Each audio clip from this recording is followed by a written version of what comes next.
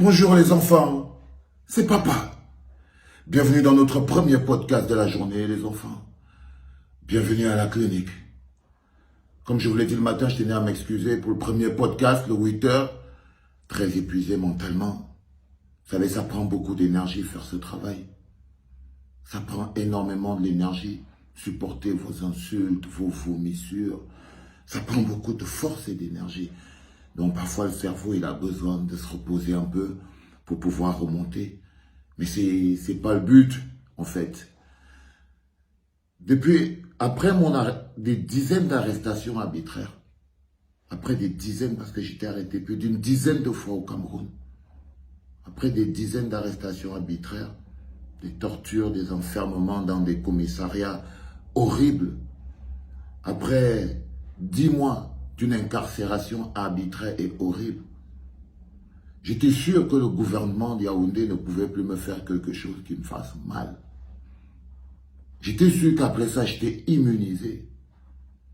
J'ai porté le manteau de celui qui n'a plus rien à perdre. Je suis parti à la bagarre corps et âme parce que j'étais vraiment persuadé que ce gouvernement, il ne pouvait plus me faire mal. Il n'y avait plus un endroit où il pouvait me toucher. J'étais sûr et certain de ça. Alors je n'ai pas retenu mes coups et je ne les retiendrai jamais. Mais je m'étais trompé. Je m'étais trompé.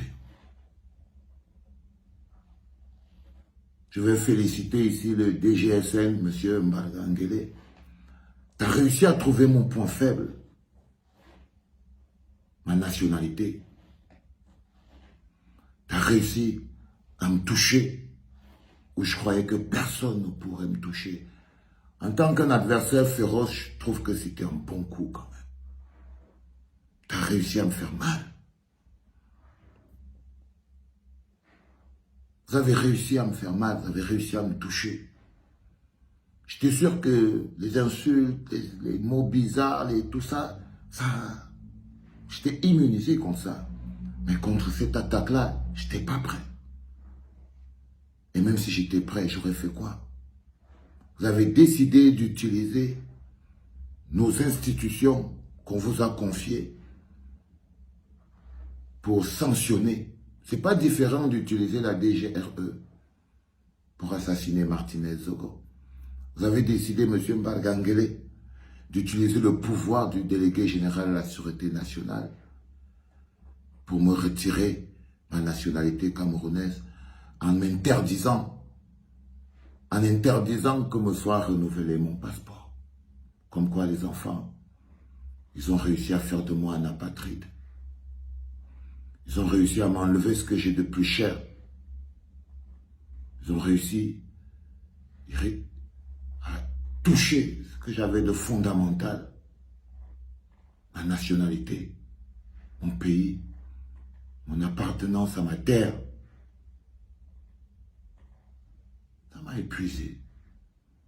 C'est vraiment un coup sous la ceinture, genre, t'es avec le gars, Tyson, tu sais pas. Après, le gars, il va vers le bas, après, il t'envoie un truc en bas, quoi.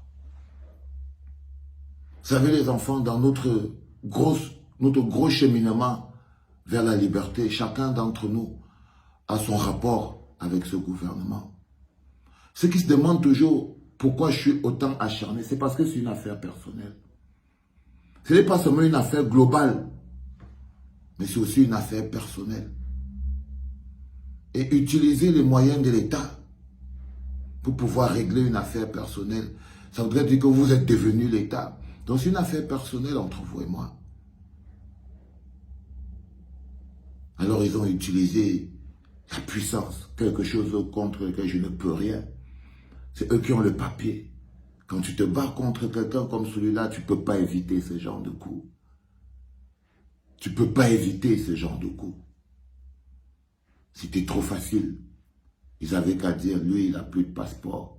Du coup, vous qui me dites tous les jours, viens faire ça ici au Cameroun. Avec le rêve que si j'arrive au Cameroun, on m'arrête, on me met dans la prison, on m'enferme et tout ça.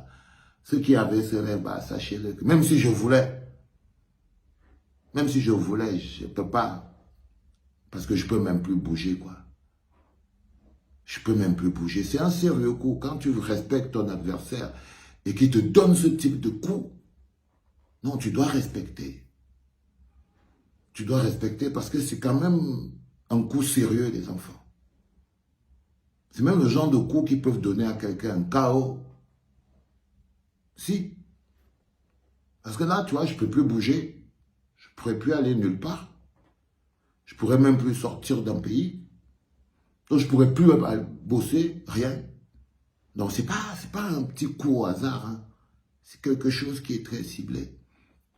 Je ne pourrais plus revenir au Cameroun. Et il y a aussi l'autre objectif derrière. C'est d'essayer de m'écarter de l'échéance de 2025. Essayer d'invalider ma voix. Essayer d'invalider ma force. Donc, ils ont même décidé de faire, c'est même un coup de pute, parce que ça, c'est objectif aussi. Me mettre hors jeu. Je vous ai dit, tout ce qui se passe, ne les regardez pas comme ça. Tout ce qui se passe est très lié aux primaires chez les crapus, est très lié à l'alternance et est très lié à cette élection qui se profile pour 2025. Il faut disqualifier le maximum. Et moi, je crois que en m'enlevant mon passeport camerounais, donc de facto, en m'empêchant de jouir de ma citoyenneté, ça veut dire que je ne peux pas, je ne suis pas légalisé pour agir. Ça veut dire que je ne suis pas légalisé pour agir. Donc c'est pour ça que je respecte ce coup-là. Je respecte ce coup-là parce que non seulement il me fait mal, il m'a touché. Bravo. Mais je ne pouvais même pas le bloquer. Mais je ne pouvais même pas le bloquer. Même si je voulais, je ne pouvais pas. Donc on va devoir continuer de se battre avec les cartes qu'on a. Mais vous devrez, c'est pas juste d'utiliser les moyens de l'État contre un adversaire politique. C'est pas juste. C'est de la lâcheté. C'est de la lâcheté. C'est vrai que je donne des coups et que je dois apprendre à en recevoir. Mais je n'utilise pas les moyens de l'État, moi. Je n'utilise pas la police de l'État, je n'utilise pas la signature de l'État, je n'utilise pas le cachet de l'État. Vous vous servez des moyens de l'État contre un pauvre bougre comme moi, un citoyen qui revendique. C'est comme ça que je présente ça.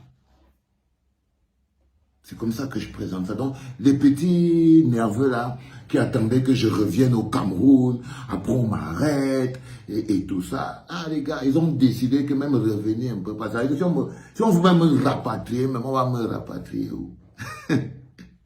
Si on veut même me rapatrier, les gars, on va me rapatrier où? Puisque le gars, il a décidé que je suis devenu un apatride. Ouais. Ça m'a... Boum. Même Yoda, il a failli pleurer.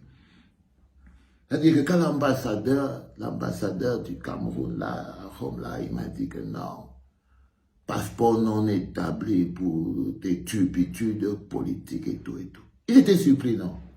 Ils étaient surpris. Vous voyez? On paye cher. C'est dans la souffrance qu'on construit un peuple. C'est dans la souffrance que les hommes se construisent. Ayez la chance de souffrir. Ça vous donnera l'opportunité de vous construire. Si vous fuyez tout le temps la souffrance, si vous avez tout le temps envie de voir vos enfants grandir, dans la misère, la souffrance et les moustiques, alors vous ne donnerez pas à votre vie l'opportunité de s'améliorer. Parce que souffrance et difficulté égale opportunité de s'améliorer. Allez les gars, je voulais donc dire à M. Mbargangele que touchez. Vous avez réussi à me toucher. On va essayer de remonter de ça, yo. Tu te sens toujours camerounais, non? Mais bien sûr, qu'est-ce que vous croyez? Qu'il suffit de dire non. Parce que vous n'êtes plus Camerounais, vous signez avec votre passeport, votre truc, et ça devient une vérité. Non. Vous vous êtes trompé. Ce que vous êtes en train de fabriquer, j'espère que vous êtes prêts à supporter ce que ça va donner. Parce que je ne me laisserai pas faire. C'était papa.